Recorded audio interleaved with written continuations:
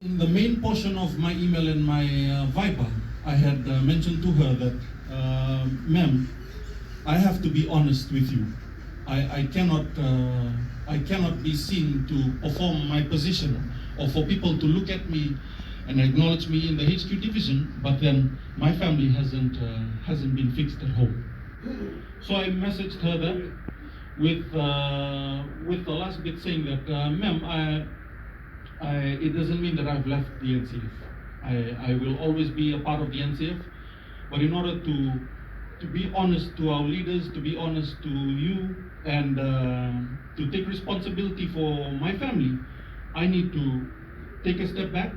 I need to correct my life, and then I will come back again. Fast forward 1 year, 4 months later, I am here today testifying again.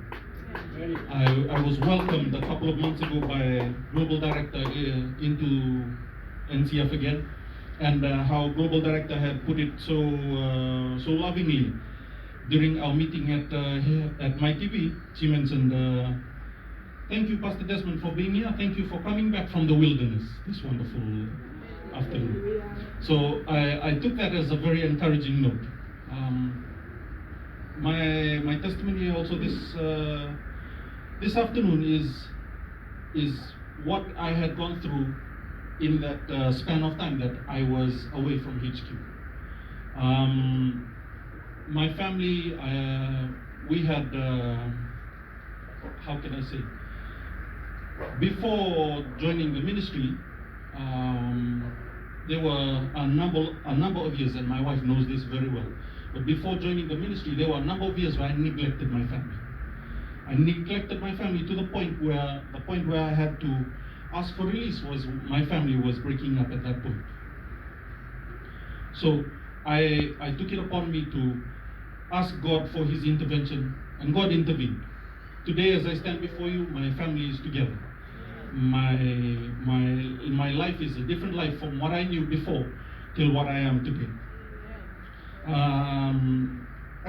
As we were going through that portion of our life, at times late in the evening, I'd open up my laptop to watch maybe the RSMS service or Sunday service at the foreshore.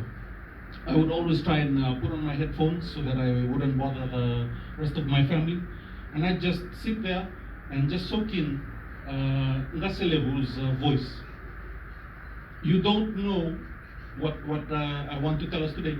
You don't know what you've lost until you've actually lost it. So I want to I just take this time to thank Gasile for his wonderful voice. That was one of the things that led me back into the ministry, led me back into HQ, was just hearing his voice.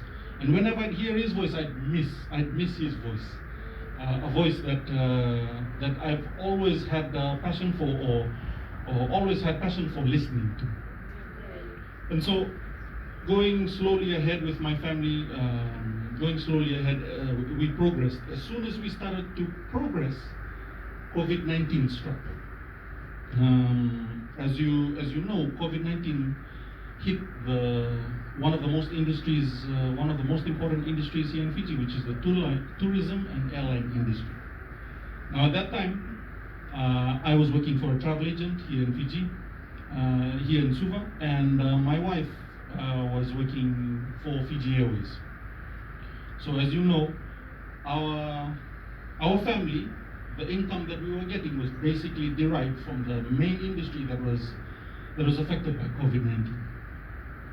So when COVID-19 struck, a few of the staff from Fiji Airways were laid off, as well as I myself. My hours were reduced. So what our director had mentioned, the company director had said was, we will cut down your hours and we'll continue to cut down your hours to help the company survive. So, as I mentioned in the beginning, the gratefulness and thankfulness. So I looked at the hours that they cut, my salary that they cut, and I compared it to people that have lost so much, that are trying to live on $35 a week. I heard as well from, at that time, I heard of one of our friends who are